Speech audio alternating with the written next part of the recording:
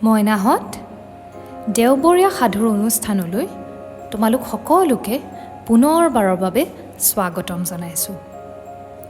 যোৱা দেওবাৰৰ বান্দৰ আৰু শিয়ালৰ সাধুটো বাৰু তোমালোকে শুনিলানে? কেনেকুৱা লাগিল বাৰু সাধুটো? তোমালোকৰ পৰা পিছে কমেণ্টবিলাক পাই আমাৰ বৰ ভাল লাগিছে জানানে? আচ্ছা, বান্দৰ আৰু শিয়ালৰ সাধুটো বাৰু তোমালোকৰ মনত থাকিলনে? যদি মনত থাকিল তেতিয়াহ'লে সাধুটো কৈ এটা ভিডিঅ' কৰি তোমালোকে ফেচবুক, ইনষ্টাগ্ৰাম আৰু টুইটাৰত ভিডিঅ'টো পষ্ট কৰি #সেউজানুভূতি-পডকাষ্ট, #বুঢ়িয়াৰ সাধু বুলি ভিডিঅ'কেইটা পষ্ট কৰিবাচোন আৰু লগতে আমাকো টেগ কৰি দিবা। আমাক টেগ কৰিবলৈ হ'লে @অনুভূতিকাকতি-গোস্বামী আৰু @ইমন গোস্বামী বুলি তোমালোকে টেগ কৰিব পাৰা। বাৰু, আজি আমি তোমালোকলৈ কি সাধু লৈ আহিছোঁ কোৱাচোন? সাধুটোৰ নাম হ'ল নুমলীয়া পো। আচ্ছা, পো মানে বা কি? পো মানে হ'ল পুতেক। পুতেকক অসমীয়াত পো বুলিও কোৱা হয়। এহাল বুঢ়া বুঢ়ী আছিল। বুঢ়া কালত সিহঁতৰ এটা ল'ৰা হ'ল। বুঢ়াই গুণি ভাবি পুতেকৰ নাম কি থ'ব বিচাৰি নাপায় গণকৰ হতুৱাই নাম চোৱাবলৈ এজন গণকৰ ওচৰলৈ গ'ল। আগতে মানুহৰ নাম চামবিলাক চাবলৈ মানুহ গণকৰ ওচৰলৈ গৈছিল। গণকে গুণি গাঁঠি সোঁৱৰণি চাই ধুনীয়াকৈ এটা নাম চাই পেলাই দিছিল। গণকে বুঢ়াক সুধি পুছি তাৰ বুঢ়া কালত হোৱা আৰু একেবাৰে নুমলীয়া দেখি ল'ৰাৰ নাম নুমল দিলে। বুঢ়াই গণকক পানী গামোচা এখন আৰু এটা চৰতীয়া দি নামটো লৈ ঘৰলৈ উভতিল। বাটত আহোঁতে বুঢ়াই কেনেবাকৈ নামটো পাহৰে বুলি নুমল নুমলকৈ ৰিঙিয়াই আহিছিল। আহোঁতে আহোঁতে লাহে লাহে তাৰ ভুল হৈ নুমলৰ ঠাইত নেমেল নেমেল ওলাবলৈ ধৰিলে। সি যাওঁতে এখন নৈৰ পাৰেদি গৈছিল। সেই নৈতে এজন সদাগৰে নাও বান্ধি আছিল।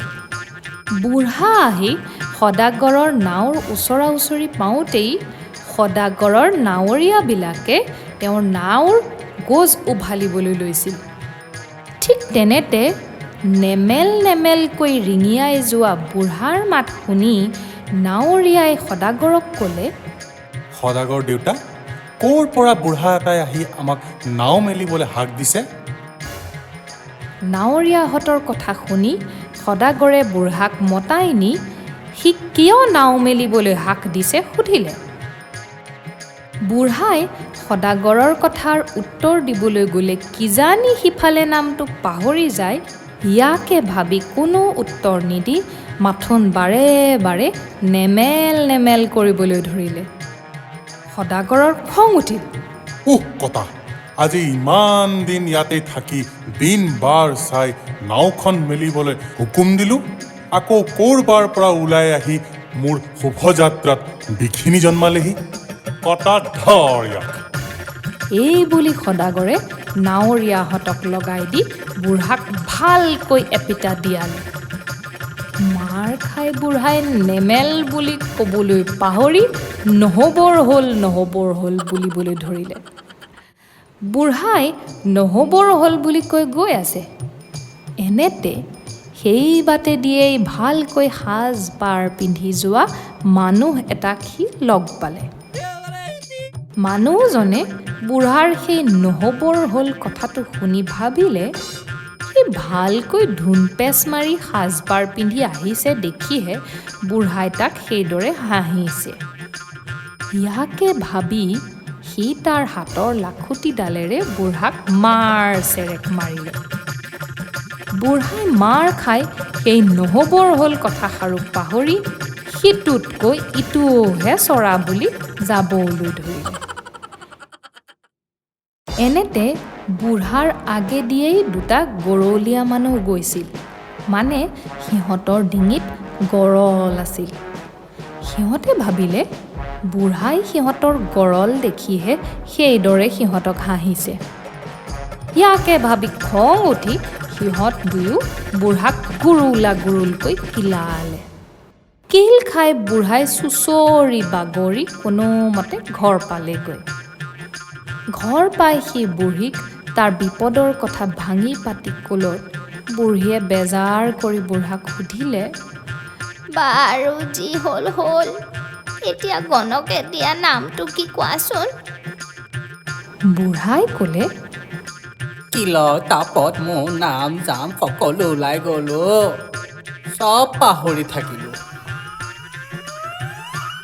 বুঢ়াৰ কথা শুনি বুঢ়ীয়ে ক'লে, পাহৰিলা যদি পাহৰিলা, কিনো কৰিম, ল'ৰাৰ নাম থোৱা আৰু নহ'ল। এতিয়া আমাৰ মাটিডৰা ৰুবৰ কাৰবাৰ কৰা। বাৰীৰ চুকৰে মাটিডৰা নুমলীয়াকৈ ৰুবলৈ কঠীয়া পাৰাগৈ যোৱা। নুমলীয়াকৈ কথাটো শুনিয়েই বুঢ়াৰ পুতেকৰ নামটো মনত পৰি গ'ল। বুঢ়াই তেতিয়া খঙত একো নাই হৈ বুঢ়ীক ক'লে, হয়, তই যদি মোৰ ল'ৰাৰ নাম জানিছিলি তেতিয়াহ'লে কেলে ইমান মাৰ কিল খোৱালি মোক, হা?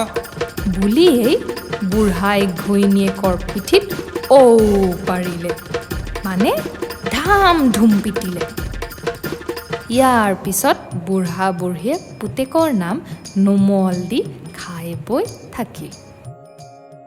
আমাৰো কাপোৰ কানি ক'লা হ'ল, আমিও ঘৰলৈ উভতি আহিলোঁ। আচ্ছা, এই সাধুটো শুনি আমি কি শিকিলোঁ? আমি শিকিলোঁ যে এটা কথা যদি মুখ বাগৰি বাগৰি আহে, তেতিয়াহ'লে কিন্তু কথাটোৰ যিটো যথাৰ্থতা সেইটো কেতিয়াবা হেৰাই যাবও পাৰে। গতিকে লোকৰ মুখৰ পৰা যদি আমি কিবা কথা শুনো, তেন্তে তাক ভালকৈ চালি জাৰি চাইহে এটা সিদ্ধান্তত উপনীত হ'ব লাগে। আজিলৈ আহোঁ দেই মইনাহঁত, শুভৰাত্ৰি।